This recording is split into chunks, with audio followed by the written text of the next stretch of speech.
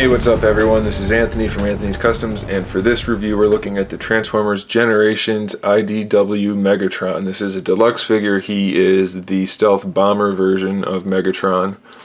Here's a picture of the artwork on the comic book. Pretty cool, looks good. I guess I'll hold it straight up so you can see. I like this version of Megatron. I think he looks pretty cool. And the figure is pretty good. I do like him. The robot mode, similar to Orion Pax. Not a whole lot to complain about, a few things here and there, but generally it's a really nice and impressive figure. There's a lot of variation in the molded plastics. The paints are pretty good. Nice contrast, nice composition of the figure. Doesn't have two accessories like Orion Pax, so that's what he looks like normally. Kind of big armed, and the shoulders aren't the best, and the legs are hollow. But other than that, there's no kibble, there's no backpack, and he looks pretty cool. Nice sculpt work. The face in particular, I really like that. Love that version of Megatron. And then just really nice detail work all around. The torso is really cool. Just looks really nice. I like this figure. As far as the paints go, they're pretty spot on. I don't see too many spots where it's a problem, so I'm okay with that. And then, like I said, the molded plastics are done in various colors, so that's cool too. We'll talk about articulation in a second. He does have his blaster, which is really just his wings, but it has this thing, so that folds down, and then you can pull on the front of it, and this part folds back, and these extend, and that turns into his gun. What does the package call it? Let's see what it says. It says wings become fusion cannon. So that's what this is. That's the fusion cannon, in case anybody was curious. And that can peg into either forearm, or I suspect he can hold it. I haven't tried. So that pegs in there, pegs in all the way, but I just don't feel like doing that. So let's see if he can hold it too. I think he can. And I just mushed it. Let's try again. And he can. Dun dun dun. If I had some fanfare music, I'd play that right now. So he's got his big blaster, so that's pretty cool. Let's talk about articulation on the figure. The head is on a ball peg. Pretty limited, but it can move front to back a little bit. And then of course it can swivel. It's really tight, and I have big fingers, so I can't get in there too well. But the head does swivel all the way, no problems there. So that's cool. The shoulders are kind of weird.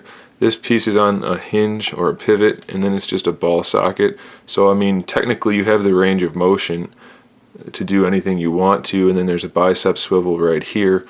But it's just kind of ugly and cumbersome, so I don't really care for that too much.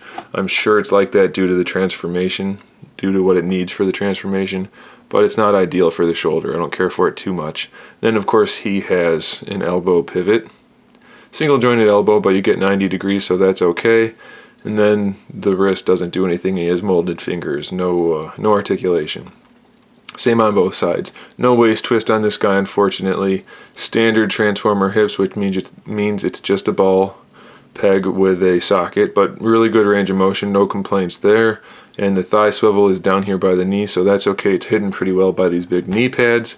And then of course he has his knee articulation, which due to his transformation gives him a huge range of motion, more than I've seen on just about any Transformer.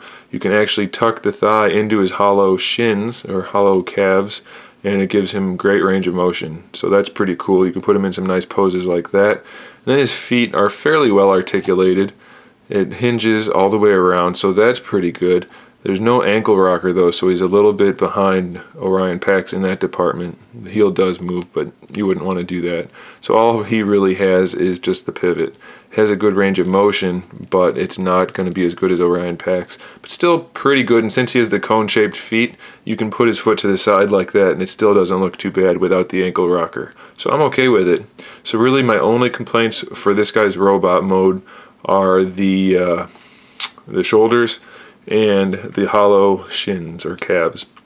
Otherwise, he looks pretty good. I guess he's a little gorilla-ish, ape-ish with the giant arms, but still, he looks really cool. And I don't have Optimus, I keep calling him that. I don't have Orion out to show you what he looks like with him. Check out the Orion Pax review to see that. But he makes a really nice display piece, especially alongside Orion Pax, but even on his own. One of my favorite Megatron figures, lower, or around the deluxe scale. He's quite impressive. Okay, let me get him transformed into... I don't think I did the height. Losing my mind here, people.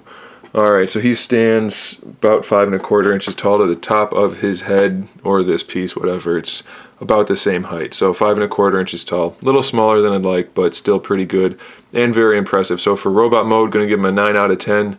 Fix those few issues, and he's just about perfect for a $13 figure.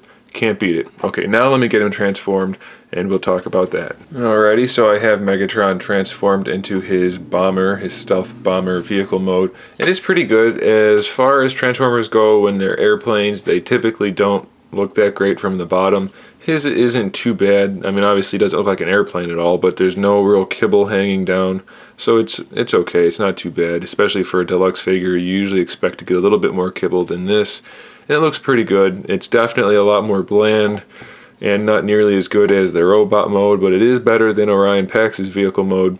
So I'm okay with it. The paintwork on the cockpit area is alright. The little vents and jets and everything like that look okay. This pink thing, which is the handle for the gun, is a little ugly. I don't think it should be pink, but it is.